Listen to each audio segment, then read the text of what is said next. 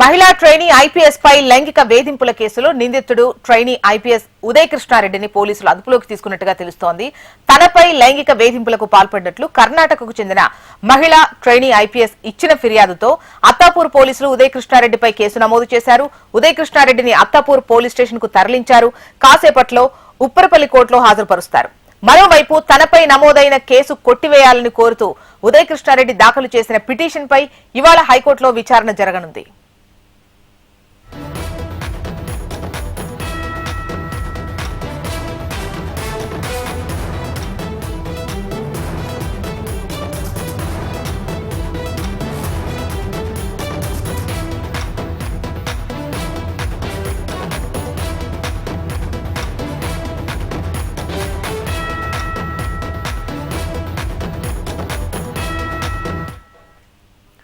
మహిళా trainee IPS పై లైంగిక వేధింపుల కేసులో నిందితుడు ట్రైనీ ఐపీఎస్ ఉదయ్ కృష్ణారెడ్డిని పోలీసులు అదుపులోకి తీసుకున్నట్టుగా తెలుస్తోంది. డీటెయిల్స్ మనకు ఇన్పుట్ ఎడిటర్ రమణ అందిస్తారు. రమణ,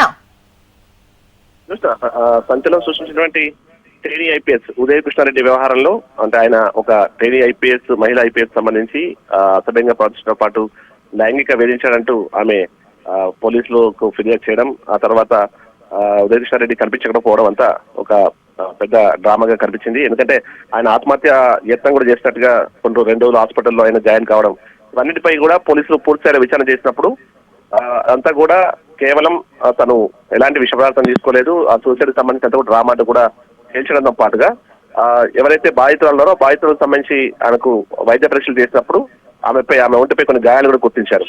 గుర్తించిన తర్వాత అప్పుడు కేసును పూర్తి స్థాయిలో నమోదు చేసిన తర్వాత సెక్షన్ కూడా మార్చి ఆయన కోసం గాలించారు. ఆయనకు నోటీసులు ఇద్దామంటే ఆయన ఎక్కడ కూడా జాడ లేకుండా పోవడం, ఆ తర్వాత ప్రకాశం జిల్లాలో తన నాయనమ్మ ఇంటికి వెళ్ళినట్టుగా కొన్ని మీడియా సంస్థల్లో ఆ వార్తలు రావడంతో వెంటనే పోలీసులు అతని కోసం గాలిస్తూ వచ్చారు. ఆ సమయంలో ఆయన మళ్ళీ ప్రకాశంలో కూడా కనిపించకపోవడంతో ఆయన ఫోన్ నెంబర్ ద్వారా ట్రేస్ చేసే ప్రయత్నం చేసినప్పుడు ఆయన హైదరాబాద్ వస్తాడని గుర్తించి మొత్తంగా నిన్న సూర్యాపేట దగ్గర ఆయన అదుపులోకి తీసుకుని హైదరాబాద్ తరలించారు. ప్రస్తుతం పోలీసులు అత్తాపూర్ పోలీస్ స్టేషన్ లో ఆయన్ని విచారణ చేస్తున్నారు.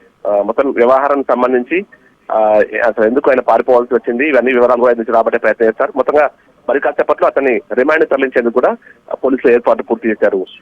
బాధితురాలు స్టేట్మెంట్ కూడా మరొకసారి రికార్డ్ చేసుకునే అవకాశం కూడా ఉంది. మరొకసారి బాధితురాలు స్టేట్మెంట్ కూడా రికార్డ్ చేసిన తర్వాత తదుపరి చర్యలు తీసుకునేందుకు పోలీసులు సిద్ధమవుతున్నారు. రైట్ రమణ.